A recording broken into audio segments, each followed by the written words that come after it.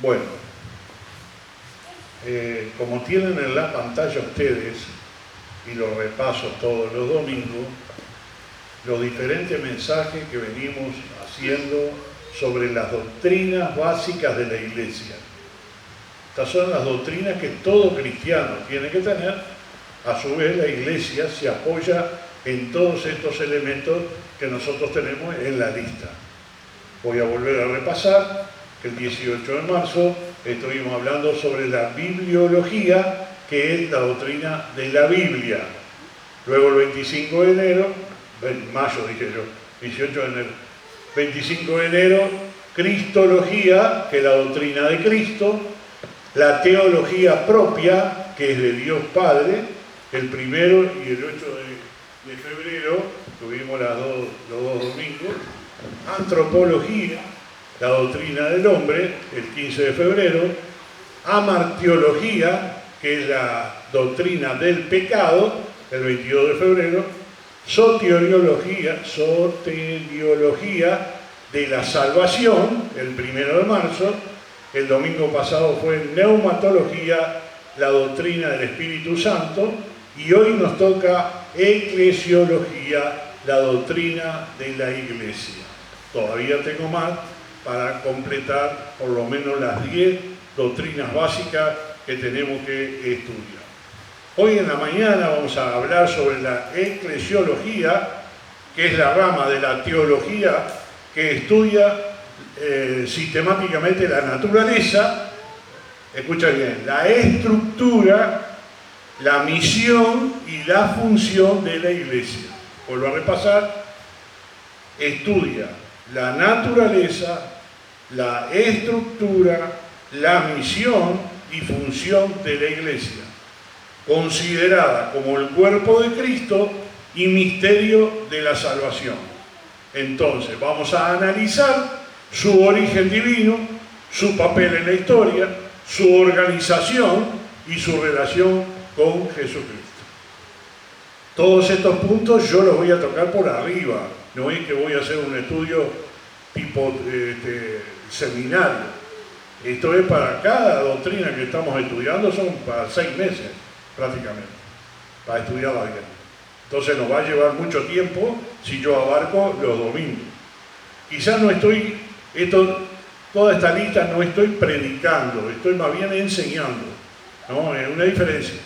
Cuando predicamos es una cosa, cuando enseñamos es otra cosa. Y una de las cosas que siempre se destaca es cuando predicamos de la manera que normalmente están esperando, es basada en un pasaje bíblico, en un versículo, en una anécdota. Entonces ahora lo estoy haciendo más doctrinalmente, un poco más temáticamente, un poco más de clase, que extraña un poco tener la clase, porque antes teníamos clases mientras los chicos estaban afuera y después teníamos el culto completo, no tan largo, pero teníamos el culto entre todos juntos. Y eso se extraña un poco, ¿no? A veces parecería poco material, por más que yo esté enseñando 50 minutos, 1 hora en la mañana, es necesario tener un poco más de material.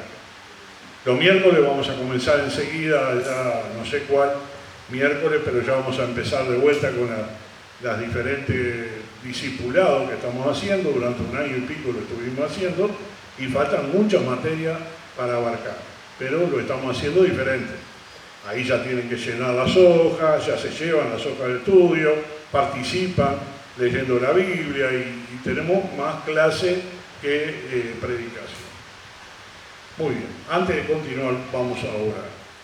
Amado Padre que estás en el cielo, te damos gracias, Señor, en esta mañana, rogamos tu bendición, la luz, Señor, para hablar sobre este tema tan importante.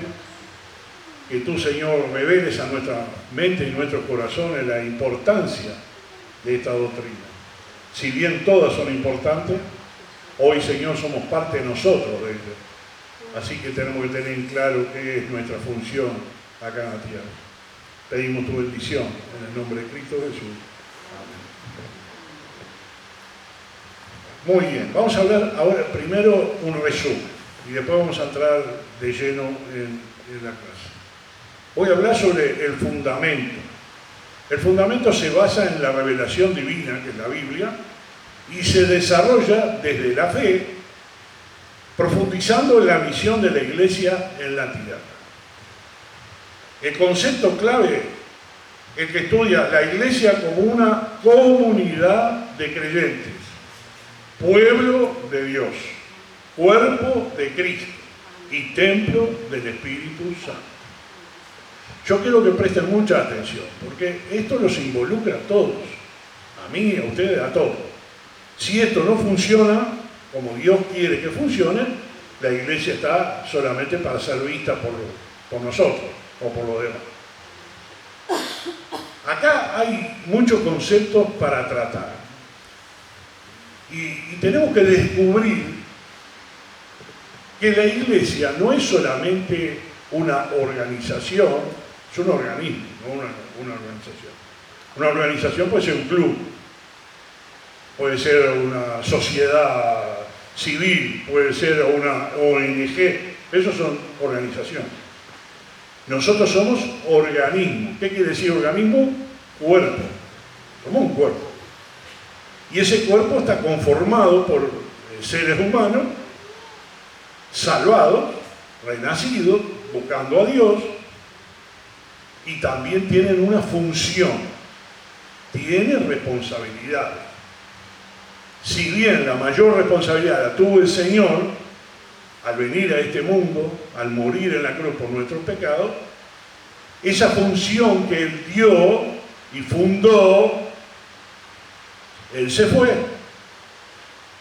pero dejó una función para la Iglesia, y la Iglesia tiene responsabilidades. No es responsabilidad conmigo, es responsabilidad con Dios.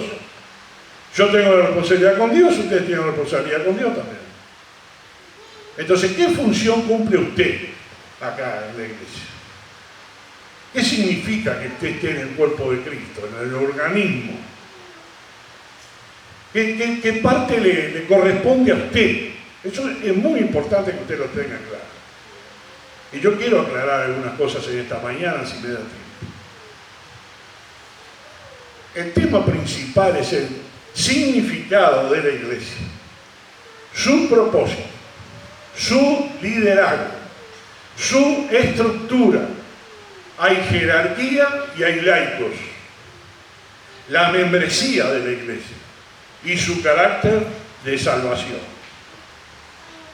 En resumen, la eclesiología busca entender qué es la Iglesia, para qué existe, analizando su doble dimensión, humana y divina. La humana es la institución, Iglesia, y la divina es el misterio de la salvación. Entonces tenemos que barajar muchas cosas importantes si nosotros queremos entender qué estamos haciendo acá. No porque hayas venido a la iglesia, sino qué estás haciendo en el cuerpo de Cristo. ¿Cuál es tu función? Bueno, vamos a comenzar. Vamos a Mateo 16, 18. Lo que hice recién fue solamente una apertura para comenzar a hablar sobre este tema. Mateo 16, 18.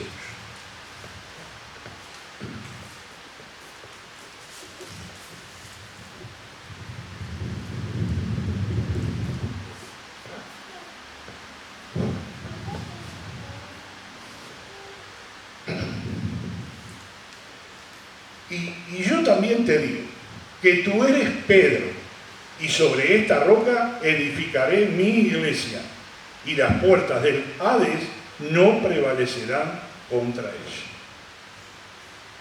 Este versículo, queridos hermanos, es muy importante que lo entiendas.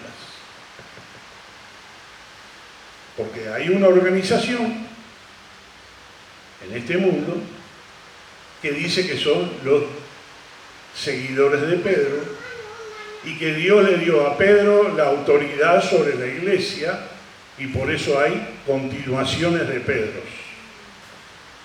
No quiso decir el Señor absolutamente nada sobre eso. Vuelvo a repetir el versículo y dice así: y yo también te digo que tú eres Pedro, y sobre esta roca edificaré mi iglesia, y las puertas del Hades no prevalecerán contra ella. Tengo varias cosas para hablar sobre este pasaje. Está encomendando a Pedro algo, pero versículos anteriores, Pedro hizo una declaración. Y cuando el Señor Jesucristo preguntó, ¿y ustedes qué piensan de mí? Él dijo estas palabras, que tú eres el Cristo, el Hijo del Dios viviente. Y cuando Pedro hizo esa declaración, ¿no? Allí en el versículo 16, Pedro le respondió, tú eres el Cristo, el Hijo del Dios viviente. No le estaba dando a Pedro la autoridad sobre la iglesia. No estaba diciendo que le iba a mandar a la iglesia. Lo que Jesucristo dijo es la declaración de Pedro en el versículo 16. Tú eres el Cristo, el Hijo del Dios viviente. En el versículo 17, Jesús le dice, bienaventurado eres porque no te lo reveló sangre ni carne, sino el Señor, el Espíritu de Dios. Ahora, vamos a hablar sobre esta doctrina proveniente de dos palabras. La palabra eclesia quiere decir asamblea o congregación. La primera parte de la eclesiología, eclesia. No era iglesia, en el original se llama eclesia. Era una reunión, una congregación, una asamblea, y logos significa estudio o doctrina. Así que lo que estamos haciendo en esta mañana es haciendo el estudio y la doctrina de la iglesia. Por eso se llama eclesiología. Tenemos que comprender que la iglesia ocupa un lugar central en el plan de Dios para este mundo. Y basándonos en el versículo 16, que yo leí ahí, el 18, perdón, vamos a descubrir que el Señor Jesucristo dijo, mi iglesia. Si lo leen bien, dice, sobre esta roca edificaré mi iglesia. ¿Qué significa que esté esa declaración en este versículo? Significa mucho, muchísimo. La primera cosa que descubrimos en este versículo nos revela que Jesucristo está hablando del organismo, la iglesia es mía. No es de Arturo, no es de ningún papa, no es ningún pastor. Nosotros no somos nada, somos integrantes de la iglesia. Yo soy integrante de la iglesia. Puedo estar acá hoy predicando, puedo estar allí sentado en los bancos, puedo participar en un ministerio, pero yo no soy dueño de esto. Y creo que lo he demostrado durante todo el tiempo que usted me conoce. Siempre tratando de trabajar juntos en base a las soluciones o a las decisiones que tenemos que tomar. No es la iglesia, no le pertenece a nadie más que a Cristo. Y eso tiene una importancia brutal. Porque no estamos hablando de un organismo u organización terrenal. Estamos hablando de un organismo celestial que le pertenece a Jesús. Y eso significa que hay una organización dentro de la jerarquía y de los laicos para funcionar dentro de lo que el Señor dejó establecido. Tenemos que comprender cuál es nuestra parte en todo esto. Una de las cosas que el Señor hizo, no solamente vino a cumplir el plan de la redención, no vino solamente a salvar, que fue mucho, no fue solo a morir en la cruz por nosotros, que fue mucho, muchísimo. Él vino a establecer un organismo. Y más adelante, adelantándonos un poquito, hablando del libro de Apocalipsis, habla sobre la novia de Cristo. ¿Quién es la novia de Cristo? La iglesia. Que se va a unir al esposo cuando Jesús venga a buscar a los salvados. Primera Tesalonicenses 4 lo aclara muy bien el apóstol Pablo. Dice, luego nosotros los que vivimos, los que hayamos quedado, seremos unidos a los resucitados salvos y todos juntos estaremos con el Señor. Y allí será, lo que dice el libro de Apocalipsis, las bodas del Cordero, la unión de la novia con el esposo. ¿Por qué yo estoy subrayando lo que estoy hablando hoy en la mañana? ¿Saben por qué? Porque hay mucha gente que desmerece la iglesia. Hay mucha gente que dice, a mí no me importa, yo tengo la Biblia, yo creo en Dios. A mí no me convence la iglesia, no me convencen los pastores, no me convence la organización o el organismo de la iglesia.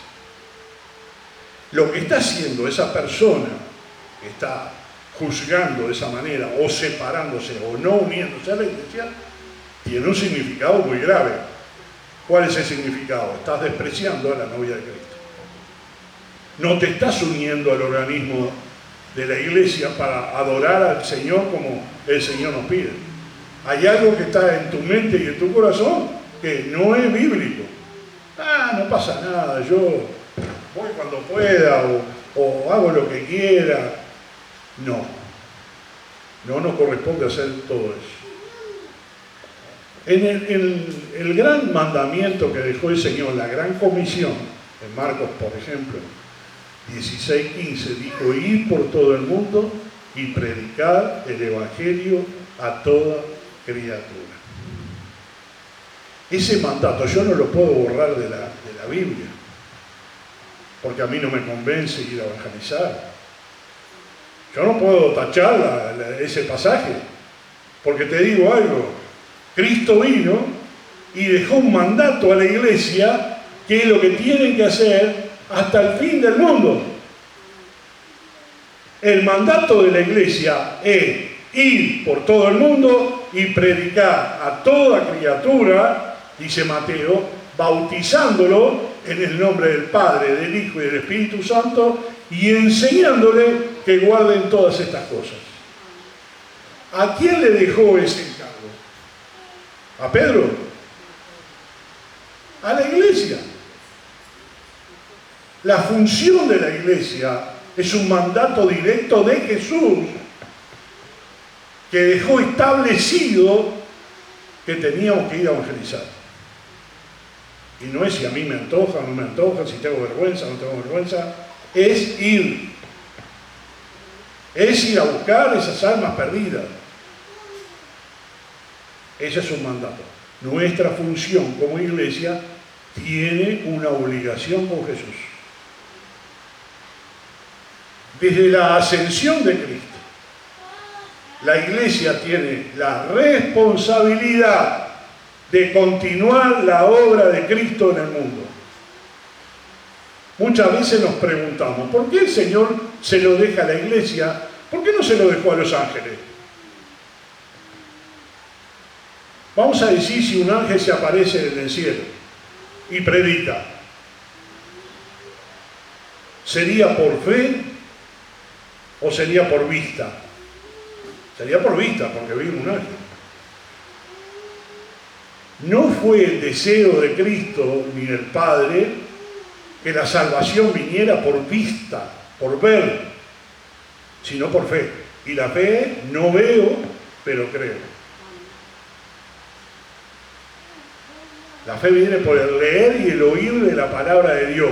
Y por la fe somos salvos. No vemos, pero creemos. Y para comprender correctamente la doctrina de la iglesia, vamos a estudiarla en estos 4 puntos principales. Primero, en este versículo que leímos, en el versículo 18, cuando dijo, y yo también te digo que tú eres Pedro, y sobre esta roca edificaré mi iglesia, y las puertas del Hades no prevalecerán contra ella. Primer punto.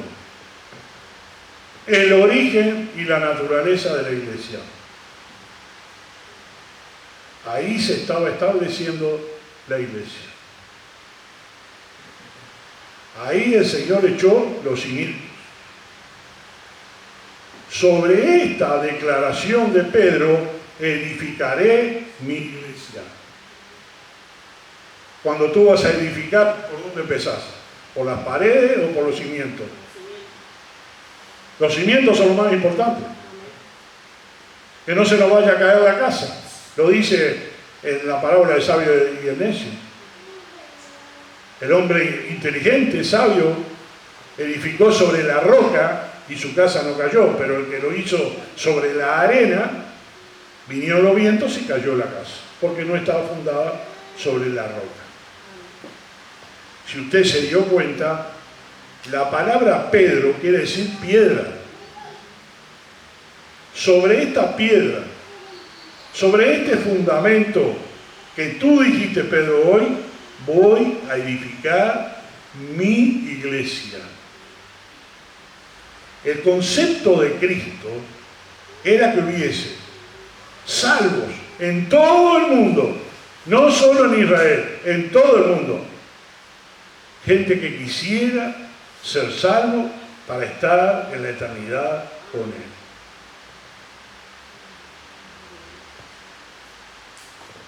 Como hemos hablado, lo primero que tenemos que entender es que la iglesia no es una organización humana creada por los hombres. Es el rebaño de Jesús para cumplir un propósito en el mundo. Tú que estás ahora sentado en los bancos, estás escuchando esto y estás diciendo, tengo entonces una responsabilidad. Tengo que cumplir una función. El Señor terminó el versículo 18 diciendo, edificaré mi iglesia. Y esto nos enseña algunas verdades. Una ya lo dije, la iglesia le pertenece a Cristo, únicamente al Señor. Lo segundo, que la iglesia está formada por creyentes. Cuando hablamos de la iglesia no nos referimos a un edificio. Este edificio no es la iglesia. Tenemos la costumbre de decir, vamos a la iglesia. O pasé por la iglesia. Eso es muy común en nosotros. O si viajamos a algún lugar decimos, he visto tantas iglesias. La iglesia no es un edificio. La iglesia se conforma del organismo de salvados. ¿Y qué significa salvado? Bueno, ya lo he hablado. Allí en la doctrina de la normatología de la salvación, esa era exactamente lo que hablé. Las personas redimidas por medio de la sangre de Cristo, en los cuales habita el Espíritu Santo. Primera de Corintios 6, 19. Primera de Corintios 6, 19.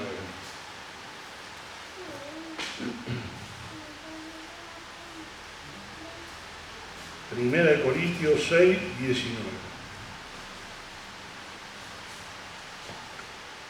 ¿O ignoráis que vuestro cuerpo es templo del Espíritu Santo, el cual está en vosotros, el cual tenéis de Dios y que no sois vuestros? Mira cómo hincó el lápiz del apóstol Pablo. ¿O ignoráis que vuestro cuerpo es templo del Espíritu Santo y que no sois vuestros? Eso tiene mucho significado. Porque ahora no nos mandamos a nosotros mismos. No hacemos a nuestro antojo. Hacemos lo que Cristo quiere de nosotros. Buscamos la voluntad de Dios en nuestra vida. La función del cristiano no es venir y pasar un rato en la iglesia y tener camaradería. Si bien está bien, pero no es lo principal. No es tampoco lo principal poder estar comiendo juntos y todo lo demás. Eso no es lo principal, aun cuando voy a hablar de lo que pasa dentro de la iglesia. Más adelante en otro punto. Entonces, ¿qué es importante? La función que yo cumplo en la iglesia. Así que, la palabra de Dios nos enseña que, primero, el cuerpo de Cristo. Dice Efesios 1, vayan ahí Efesios 1, un poquitito más adelante, qué importante este pasaje para entenderlo. Efesios 1, 22 y 23.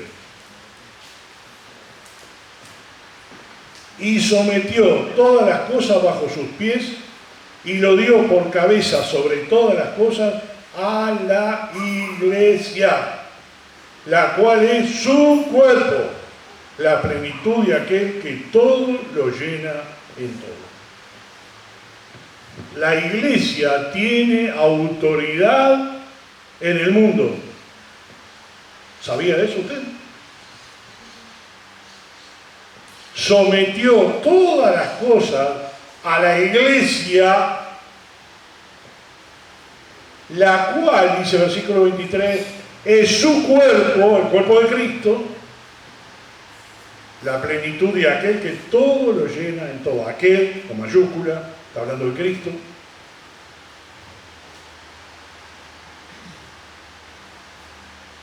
No sé qué idea tenían ustedes de lo que es una iglesia, pero vaya apuntando.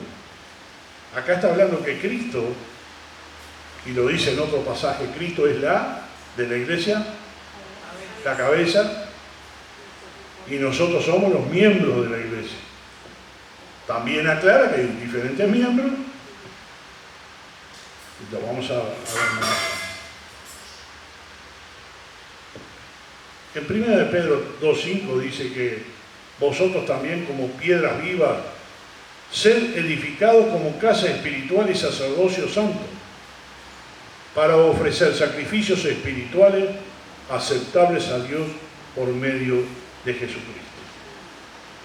El creyente es el templo espiritual de Dios, no el edificio. Es el creyente. Cristo habita en nosotros por el Espíritu Santo. 1 de Pedro 2.9. Yo quiero que vayan conmigo porque este versículo es increíble. Es precioso. Porque este nos pone en una situación hermosa. 2.9 de Pedro.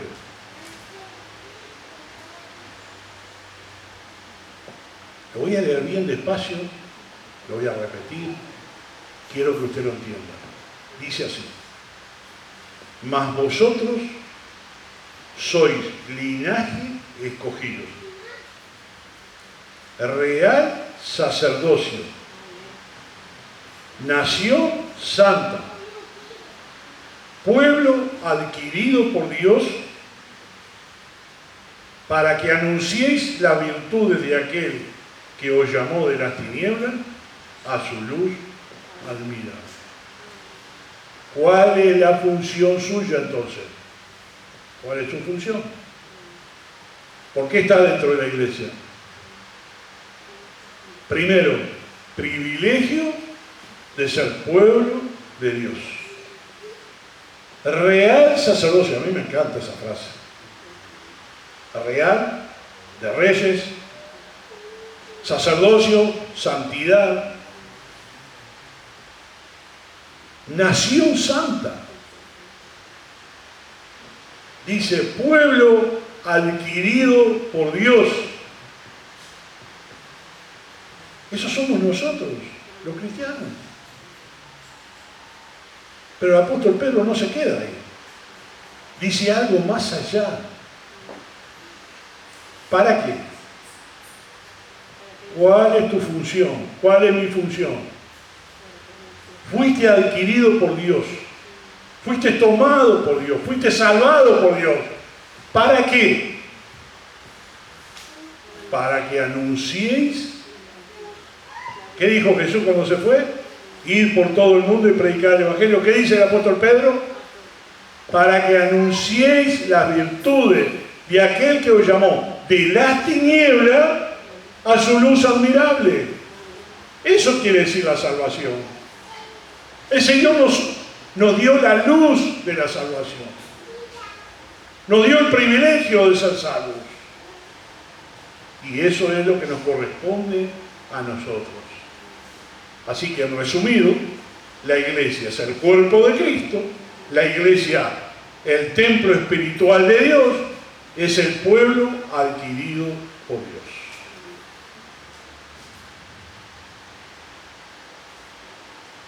¿No te dan ganas de alabar al Señor en este momento? ¿No te dan ganas de cantarle? ¿No te dan ganas de orar y de agradecerle, Señor, porque yo comprendo lo que hiciste por mí? Porque tu plan es tan maravilloso y está incluido mi presencia en ese plan. Yo estoy incluido en la iglesia, en los salvados, en el pueblo de Dios, en el que dice Apocalipsis, cantarán eternamente al Cordero inmolado por la eternidad. La iglesia, la novia de Cristo. ¿Cómo pueden despreciar la iglesia?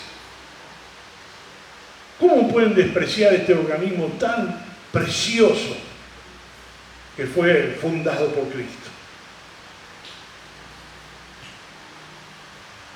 Hay una frase que dice, no les amaneció Cristo. Lamentable. Aquello que Cristo nos tocó, quebró nuestro corazón, nuestra voluntad, y no miramos nuestra tierra para vivir como reyes, como seres humanos privilegiados. No nos habla de prosperidad ni de cosas materiales, todo lo contrario. Nos dice que no miremos el mundo, ni amemos el mundo, despreciemos todo lo que el mundo pueda dar para mirar la eternidad con el Señor. Yo quiero esa eternidad. El segundo punto es el propósito de la iglesia. Jesucristo dejó establecido su iglesia con el propósito claro de este mundo. La iglesia es la encargada de continuar la obra de Cristo. Vuelvo a repetirlo, no se lo dejó a los ángeles, no se lo dejó a ningún otro tipo de organismo o organización, se lo dejó a la iglesia. Así que la gran comisión es la gran comisión de la iglesia. Por tanto, ir por todo el mundo predicando el Evangelio. La primera cosa que la iglesia tiene que hacer es proclamar el Evangelio. Es buscar todos los medios posibles. Yo decía al hermano pastor, exactamente no sé qué organización es, porque estábamos hablando ahí con el hermano Montaldi y él no sabía tampoco, pero yo tengo una misión en cuanto a los materiales, que el pastor Sawyer, cuando vivía y nos dio los materiales, me dijo, hermano, dáselo a todos, no mire la denominación, nada. Tú reparte este material para todos. Bueno, siendo así, yo recuerdo que yo llamé a varios pastores acá en Maldonado, gente que era de diferentes denominaciones, vinieron muy gustosos a llevarse 10 cajas de Biblias, Nuevo Testamento, folletos y todo. Recuerdo que cada vez que cargaban los vehículos decían, bueno, pastor, ¿cuándo va a predicar en nuestra iglesia? Yo le decía, no, yo estoy cumpliendo lo que el hermano Sawyer me dejó. Yo reparto la literatura, no voy a predicar a las iglesias, principalmente la que no tienen nuestra denominación. Y eso es lo que hice con el hermano este. Estaba un poquito reacio, yo no sé ni quién es este hombre. Pero inmediatamente que vino, nos pusimos a charlar, me dijo, mira, yo soy nieto de musulmán y quiero predicarle a los musulmanes. Ya está. Me dijiste todo lo que yo quería saber. Yo no voy a ir a predicar a ningún musulmán. Yo recuerdo que llevé alguna Biblia en árabe, algunos negocios allá del Chuy, y medio como que no te aceptan eso, ¿eh? No quieren nada de lo que vos tenés. La Biblia no. Y era difícil, ¿no? Meterle una Biblia, un Nuevo Testamento a algunas personas. Yo recuerdo a una señora que ella vende ropa para gorditos, especiales. Entonces hicimos una amistad y cada vez que íbamos al negocio ese y ella nos vendía ropa especial. Y cuando leí la Biblia, iba al costado. No era muy acertado. Cuando él me dijo, yo voy a predicar a los musulmanes porque mi abuelo era musulmán, ya está. El Señor elige a los obreros indicados para cada uno, ¿no? Principalmente la colonia tan grande que hay en la frontera con los árabes. Así que me quedé tranquilo, me gustó el plan que tenía y por eso le di toda la Biblia en árabe que había. Mira, llévatelo todo, porque yo nunca voy a estar hablando con ellos porque no los entiendo ni ellos me entienden a mí. Así que mejor llévese eso, eran 600 y pico de evangelios en árabe. El hermano estaba encargado de predicar, me dice, ¿sabe lo que hacemos los fines de semana? Vamos a la plaza, ahí en medio de las dos naciones, la plaza principal donde tú entras al Chuy, ahí sacamos parlante, mesa y predicamos al aire libre. Todavía no tienen un local, porque él hace 30 años se fue de ahí cuando vivía ahí con su familia. Ahora vuelve con el ímpetu de predicar el evangelio. Bueno, alabado sea el Señor, qué bueno que hay alguien que lo pueda hacer. Y si nosotros podemos apoyarlo en ese aspecto del material, lo apoyamos. No quiere decir que yo vaya a predicar ahí, no es eso lo que yo estoy buscando. Hay que proclamar el Evangelio al mundo. Primer punto, sobre el propósito de la iglesia. Segundo punto, edificar espiritualmente a los creyentes. Usted está cerca de Efesios, vuelvo a través del capítulo 4 de Efesios.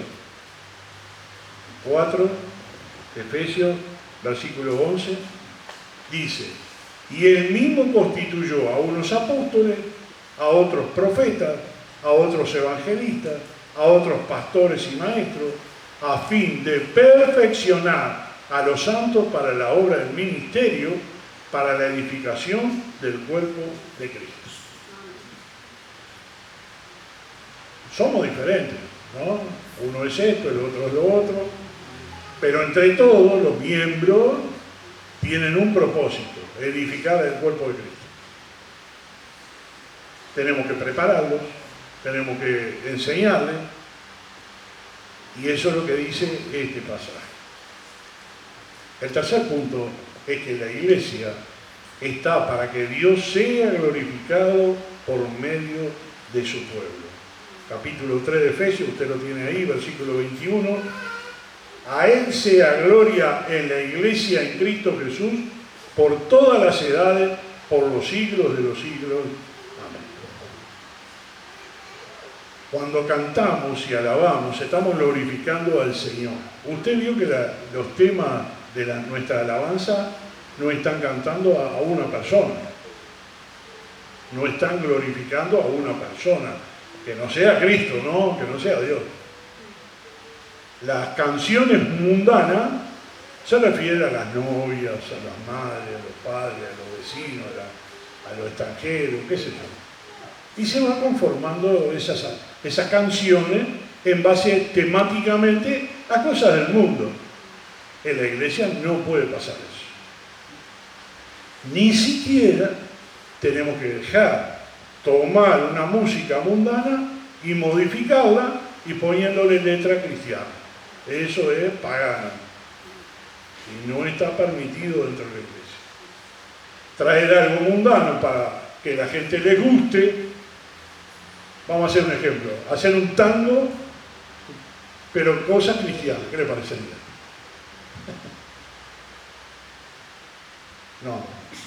No entraría dentro de ningún elemento saludable espiritualmente para la iglesia. No, pero mira que cantan para Dios. No, tenemos que buscar otra cosa. Así que la iglesia existe para glorificar al Señor. El tercer punto, el modelo de la iglesia primitiva. Vamos a ir a Hechos capítulo 2. Hechos capítulo 2, versículo 41 al 47. Hechos 2, 41 al 47.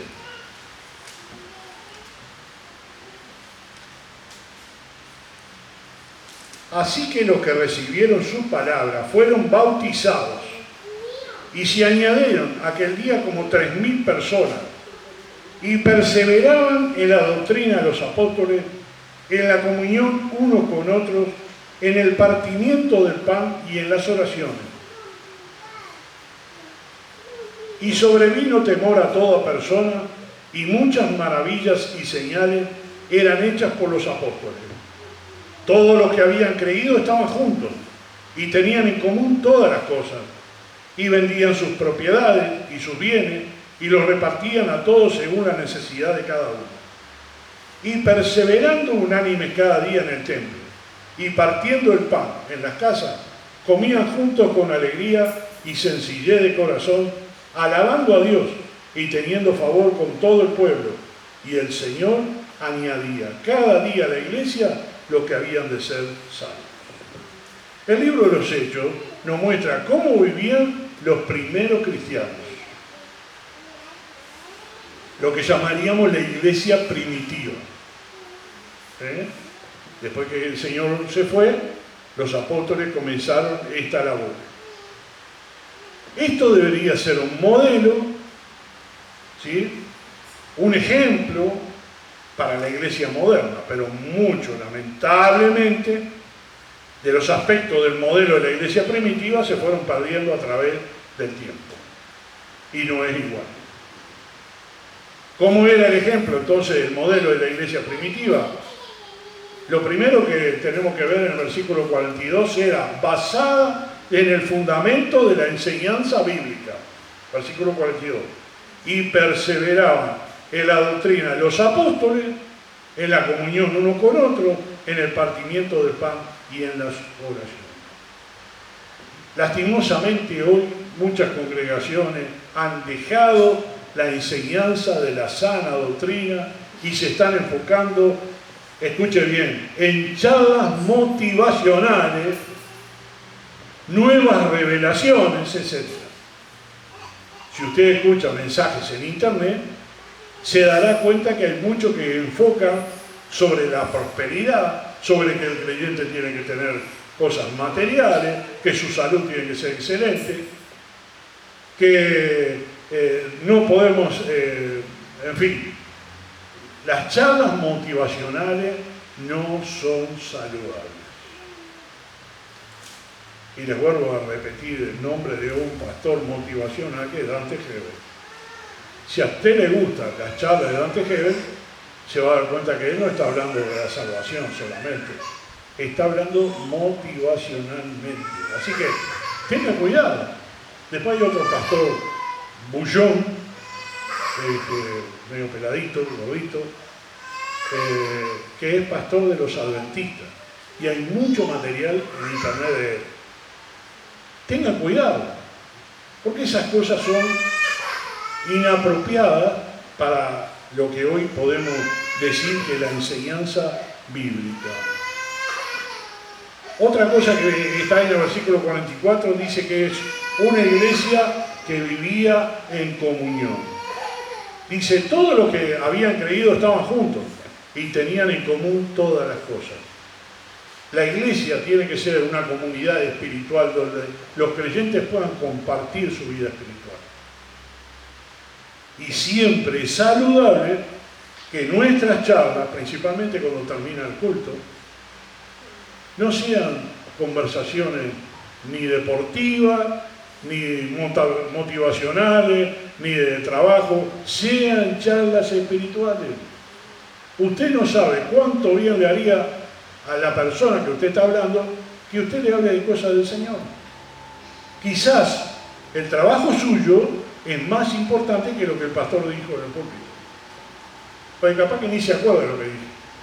No, el pastor predicó una hora, no me acuerdo ni lo que dijo.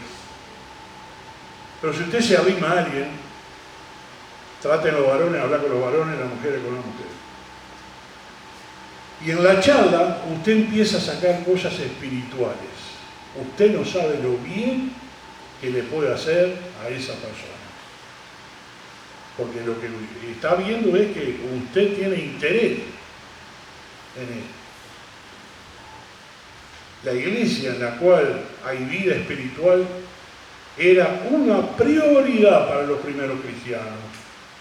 Dice, perseveraron unánimes cada día en el templo y partiendo el pan en las casas, comían juntos con alegría y sencillez de corazón.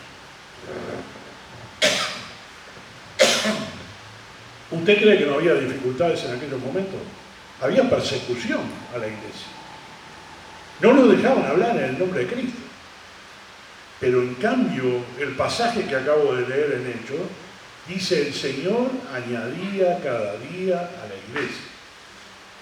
¿Qué significa que el Señor añadía cada día a la iglesia? Hay una palabra para eso. Se llama crecimiento. Cuando la iglesia crece, no solamente en números físicos, crece en madurez, en comprender lo que la Biblia dice, en mi función como creyente, ahí estoy bíblicamente dentro del plan de Dios. Pero si yo no crezco como persona, si yo como creyente soy el muerto de toda la vida, mi padre solía decir, calienta siempre, ¿no? Esa era la frase que usaba mucho él. Dice, no venimos a la iglesia a calentar asientos, venimos a la iglesia a compartir, a participar. Hoy vino temprano Marcelo y nos vio trabajando y preparando cosas. Le digo, Marcelo, si vos supieras todo lo que hay que preparar antes de la reunión, porque no todo esto que está acá está funcionando solo. Hay alguien, varios, que hacen trabajos antes de llegar a la reunión, principalmente el mensaje. Después las funciones de todo, el que prepara los himnos, la que va a tocar la música, los diferentes instrumentos que tenemos acá, la grabadora, los ventiladores, las clases. Ahora tenemos más aulas, así que ahora tenemos más trabajo. Hay que barrer, hay que limpiar, hay que cortar el pasto una semana, hay que venir a preparar las cosas, las funciones para que esto marche. A pesar de todas las dificultades que se enfrentaban en el tiempo primitivo, no dejaban de congregarse. Y eso es importante. Una iglesia que crecía, les acabo de decir. Una iglesia que predica la palabra, que sale a predicar las buenas nuevas de salvación, que sirve al prójimo, es una iglesia que crece espiritualmente. No solo en número, también espiritualmente. En cuarto lugar, las ordenanzas de la iglesia. Tenemos que saber que nuestro Señor Jesucristo dejó establecidas 2 ordenanzas a la iglesia que se deben practicar. Las ordenanzas son actos visibles instituidos por Cristo que representan verdades espirituales del Evangelio. Lo primero, ya lo dijimos en la Gran Comisión, ir por todo el mundo a predicar el Evangelio. Lo segundo, ¿qué? Bautizándole, esa es nuestra primera ordenanza. Bautizarles en el nombre del Padre, del Hijo y del Espíritu Santo. El bautismo no es un sacramento. El bautismo no es una función de cumplir algún mérito. El bautismo es un reconocimiento a nuestra vieja vida y comprometido a vivir para Cristo. Como la muerte y la resurrección de Cristo, representado en el agua, la muerte cuando somos sumergidos debajo del agua y cuando nos elevamos del agua, resucitados con Cristo. Es una forma de identificarnos con nuestro Salvador. Por eso la forma del bautismo. Es una señal pública de nuestra fe en el Señor Jesucristo. Es la identificación del creyente.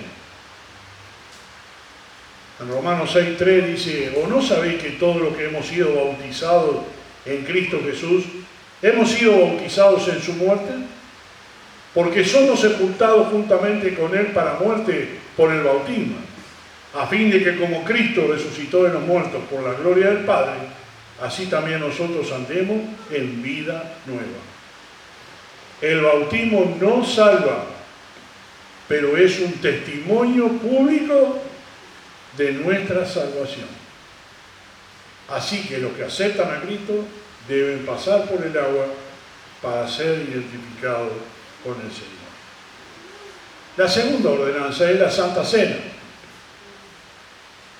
Dice, y tomó el pan y dio gracias y lo partió y les dio diciendo, este es mi cuerpo que por vosotros es dado, haced esto en memoria de mí.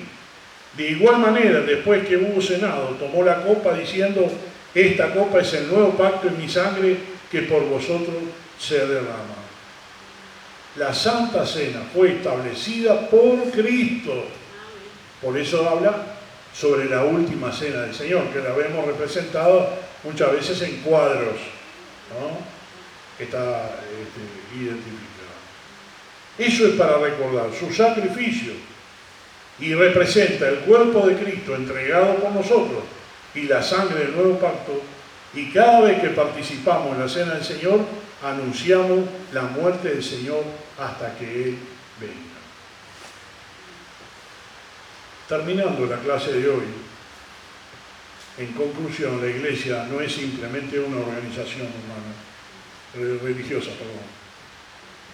sino que es el cuerpo de Cristo en la tierra, formado por todos aquellos que han sido redimidos por su sangre. Por lo tanto, cada creyente debe comprender que formar parte de la Iglesia implica conocer su propósito, vivir conforme al modelo bíblico y participar activamente en la misión de Dios. No es para que te lave las manos, no es el trabajo 100% del pastor, no es solamente para algunos escogidos, es para todos.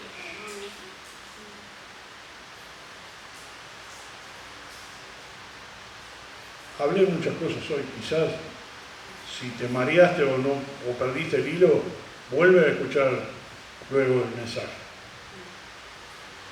Hay cosas muy importantes que necesitas recordar. Si tú eres parte de una iglesia, tienes que participar como miembro de la iglesia. Cuando habla de los miembros, decía el apóstol Pablo, no porque digan, yo no soy mano, entonces no hago. Unos son manos, otros son pies, otros son ojos, pero todos los miembros son necesarios. ¿Qué pasaría contigo si tú tienes dolor en un dedo de tu pie? ¿Estarías feliz? ¿No le prestas atención y seguís caminando y vas por la vida sin importarte ese dolor? No. Sino que el dolor de un miembro repercute en todo el cuerpo. Cuando un miembro anda mal, todo el cuerpo anda mal. Cuando un miembro no quiere cumplir su función, está haciendo que el otro miembro duplique su trabajo, su esfuerzo, porque no quiso hacer lo que debía hacer. Mi función, tu función, es para que caminemos juntos, no separados. Y lastimosamente, algunos no lo entienden de esa forma y quieren seguir como quieren seguir. Tenga cuidado de no poner su propósito delante del propósito divino. No puede ser mi propósito antes que el propósito de Dios. No puede ser a mi manera antes que la manera de Dios. En la iglesia hay una organización dentro del organismo. No somos organización, somos organismo, pero dentro de ella hay una organización. Muy bien, bueno, vamos a dejar que entren los chicos, si querés cortarlo. Gracias.